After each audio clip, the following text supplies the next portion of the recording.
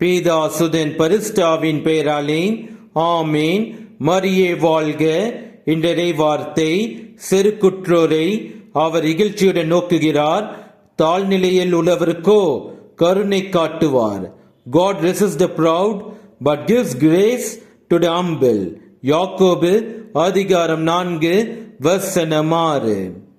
செருக்கும் தாழ்ச்சியும் நமக்கு என்ன தரும்? செருக்கு நமக்கு வாழ்வில் தோல்வியை தரும், தாழ்ச்சி நமக்கு வாழ்வில் வெற்றியை தரும். செருக்கு நமக்கு என்னால் மட்டும்தான் முடியும் என்ற எண்ணத்தை உருவாக்கி நமக்குள் போட்டி மனப்பான்மையும் மன அழுத்தத்தையும் தந்துவிடும். தாழ்ச்சியோ நமக்கு ஒரு செயலை பொறுமையுடன் மதிப்பிட்டு எல்லா கருத்துக்களையும் ஏற்றுக்கொண்டு சிந்தித்து தெளிவாக அமைதியுடன் செயல்படுத்த வைக்கும். இதனால் நமக்கு அமைதியும் சமாதானமும் உண்டாகும். இந்த தாழ்ச்சி என்னும் அருங்கொடையை நாம் வாழ்வில் அடைய நம் கடவுள் இயேசு கிறிஸ்துவிடம் ஜெபிப்போம். இயேசுவுக்கே புகழ். மரியே வாழ்க. ஆமேன்.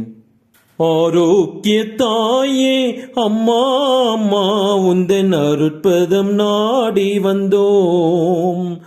மயங்கிடும் மனதினில் மரியே என் அன்னையே, இறை அருள் நிறைய செய்வாய். சங்கீதம் பொங்கும் சந்தோஷ வேளையிலே, பொங்கும் மனம் தினம் கொண்டாடும் மாதவமே. சங்கீதம் பொங்கும் சந்தோஷ வேளையிலே, பொங்கும் மனம் தினம் கொண்டாடும் மாதவமே. உன்னைத்தான் நம்பித்தான் உலகதை உனக்களித்தான். தேவன் வியந்தான் மகிழ்ந்தான் உன் பெருமை எண்ணித்தான்.